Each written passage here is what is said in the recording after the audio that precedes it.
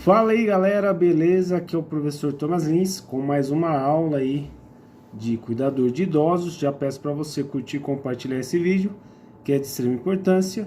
E hoje a temática que a gente fala, pessoal, é sobre os fatores de risco da população idosa, pensando aí no quesito fragilidade.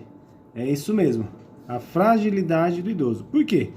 Quando a gente pensa nesse contexto, né, com o rápido e expresso envelhecimento da população idosa no Brasil, quando a gente fala lá do Baby Boom, né, de 1950, 1960, então a gente viu ali um aumento hoje, né, nos dias atuais, desta população idosa. Mas muitos vão falar assim, todos os idosos se tornam frágeis? Vocês vão ver que muitos especialistas vão falar sim, outros não, depende aí do conceito de cada um. Tá certo? Além disso, pode ser que pergunte, é possível prevenir?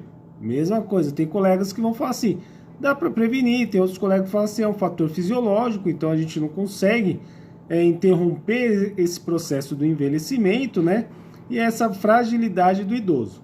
E outros podem falar o seguinte, mas pode ser revertido? Também cabe no mesmo conceito quando a gente pensa da seguinte opinião. Existe o que? Tratamento e cuidados. Então você que é cuidador de idosos, é de extrema importância você se capacitar cada vez mais pensando na qualidade de prestação do serviço para a terceira idade, ok? E aí, partindo da primeira definição, pessoal, há cerca de 30 anos já levava esse conceito, fragilidade seria aquela situação que o idoso não consegue completar ou iniciar as atividades da sua vida diária. Quesito que a gente viu aí nas aulas anteriores, né? E partindo desse pressuposto, né?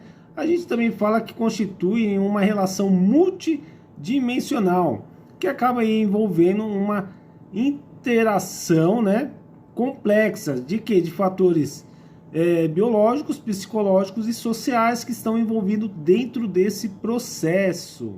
E pensando nesse contexto, a gente entra em alguns critérios, pessoal, na questão da maior vulnerabilidade dessa pessoa idosa, dos riscos em si, né?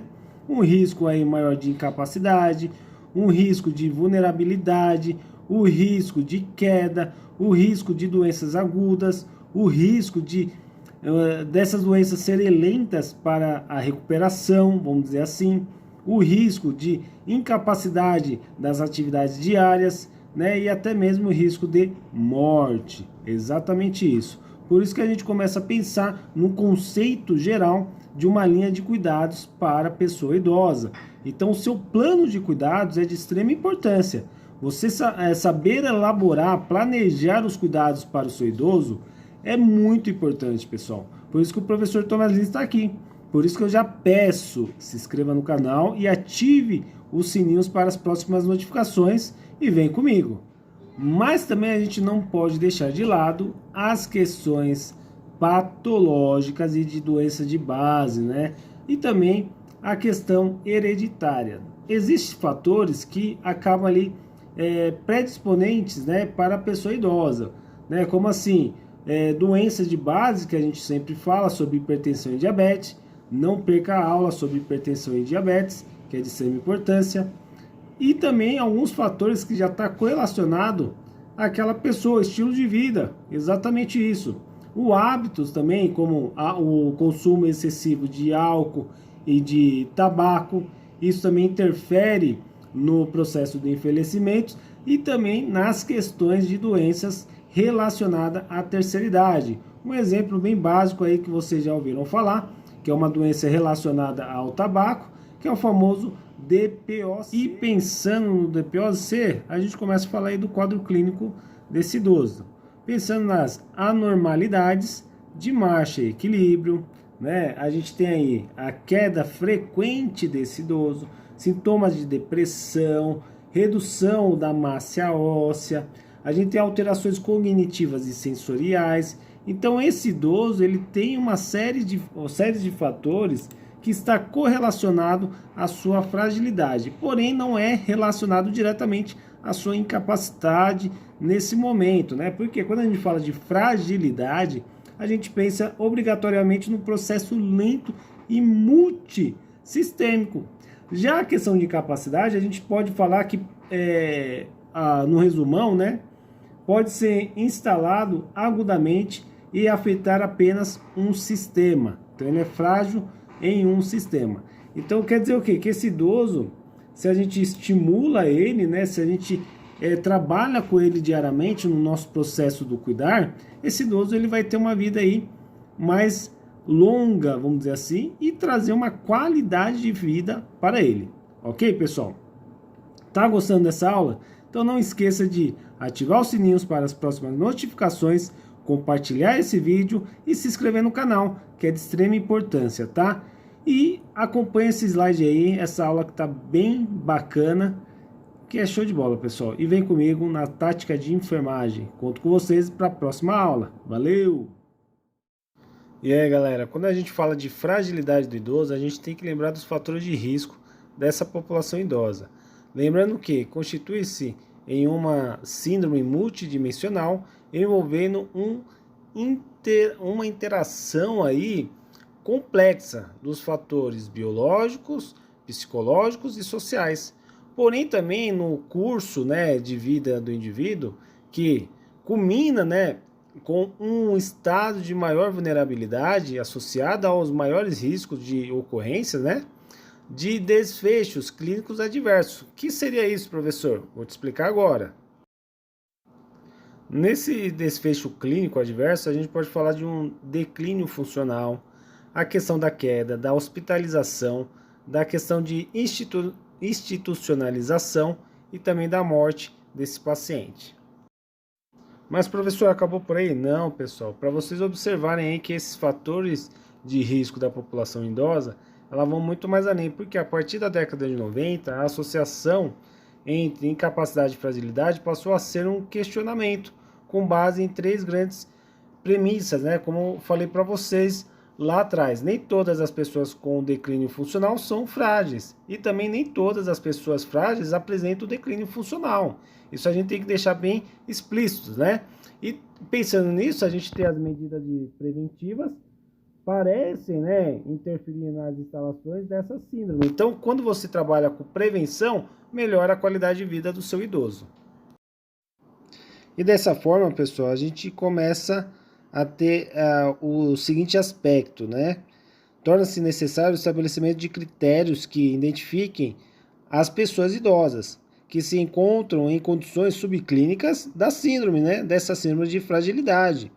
E, portanto, passíveis de intervenções preventivas com o objetivo de evitar ou postergar ao máximo a ocorrência das respostas adversas à mesma. Então, quando a gente observa esse slide, e quando a gente analisa dessa forma, a gente pode falar que os fatores de risco, ele pode estar relacionado tanto no grau 1, grau 2 e grau 3 do seu paciente, ocupando também dispositivos e material de trabalho, né, pessoal? Por isso que é de extrema importância o seu plano de cuidados. É isso aí, pessoal. E ser um cuidador em 12 passos para o seu sucesso. Porque podemos classificar a complexidade do paciente e também identificar as prioridades para o plano de cuidado do seu cliente. Olha que bacana! Olha só, pessoal, estima-se que de 10 a 25% da população acima de 65 anos e 46% acima de 85 anos que vivem nas comunidades sejam frágeis, conferindo-lhe alto risco para desfecho clínico adverso. Então, olha só, essa população é muito alta. E percebe-se que a idade mais avançada parece, de alguma forma, estar associado ao maior risco de ocorrências da síndrome, o que torna o grupo de pessoas idosas em velhice, né, o avanço aí do envelhecimento, prioritários na organização dessas atenção. No entanto, a fragilidade é um fenômeno clínico, distinto do envelhecimento, com potencial para reversibilidade por meio de intervenções clínicas. Então vem ali o seu plano de cuidar. Vamos cuidar desses idosos? Observe esse slide, como que é fácil acolher o seu idoso. Vou ter o quê? Uma ação técnica assistencial, pensando no acolhimento. Uma reorganização do serviço de saúde, né? Esse serviço é o que eu estou prestando, a questão do cuidador. A partir da reflexão e problematização dos processos de trabalho, como que esse idoso está dentro da sua residência. Em cima desse processo de trabalho, eu vou ter que fazer o quê? Uma elaboração de um projeto terapêutico individual, porque cada indivíduo é único. E pensando o quê? Numa questão coletiva com a